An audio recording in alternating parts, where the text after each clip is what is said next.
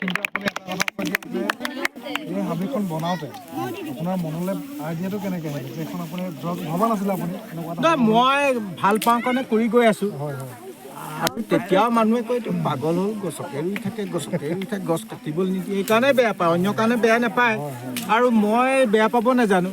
নাজানে কাৰণে কৈছে জনালটো নকলেহেঁতেন সেইকাৰণে কাকো বেয়া পাব নাজানো বেয়া পাব নজনাৰ কাৰণে পৃথিৱীৰ 800 কোটি মানুহ মোৰ লগত থাকে আৰু মই কথাটো পাতোঁ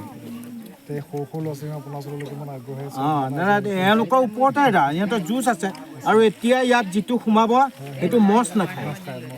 নাখায় সেইকাৰণে সৎ পথত সৎ চৰ্চা সৎ জ্ঞান দিয়াটো মাক বাপেকৰ বহু প্ৰয়োজন আছে এইটো সময়তে শিকাব লাগিব এই বুলি নহয় আৰু কংক্ৰিটৰ ফৰেষ্ট বনাবলৈ শিকাব নালাগে হা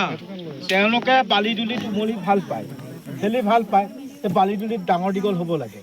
সেইবুলি আৰু বোকা লাগিছে বুলি গাড়ীত নিয়া স্কুলত এডমিশ্যন দিয়া সেইবোৰ কৰিব নালাগে কাৰণ এতিয়া যিমানবোৰ অপৰাধ জগতৰ হৈছে মাক বাপেকৰ পৰা হৈছে কিয়নো মই দেখিছোঁ ক্লাছ 9 যেতিয়া পাব তেতিয়া এই ল'ৰা ছোৱালীহালক কি ক'ব এই তই যদি মেট্ৰিকত ফাৰ্ষ্ট ডিভিজনত পাছ কৰ তোক এখন বাইক কিনি দিম সেইটো লক্ষ্যত মুখস্থ কৰা শিক্ষাই হাতে কামেটো কৰিব নালাগে এবছৰ নোলাই পঢ়িলোঁ আজি জ্যোতি একাডেমী দৈঙৰ পৰা আমি গোটেই ছাত্ৰ ছাত্ৰীখিনিক লৈ আমি আজি মলাই ফৰেষ্টলৈ আহিছিলোঁ ইয়াৰ উদ্দেশ্য এটাই আছিলে যে ছাত্ৰ ছাত্ৰীসকলক প্ৰকৃতিৰ প্ৰতি আচলতে দায়বদ্ধ কৰা কাৰণ আমি যেতিয়াৰ পৰা স্কুল চলাইছোঁ তেতিয়াৰ পৰাই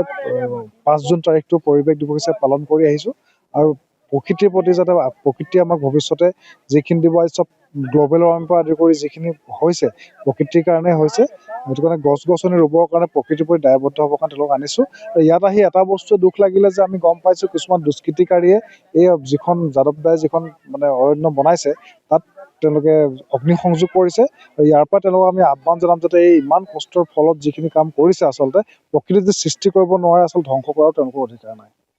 বিশেষ নকওঁ ধন্যবাদ যিকোনো খবৰৰ বাবে যোগাযোগ কৰক আমাৰ এই নম্বৰত 9181 307 2221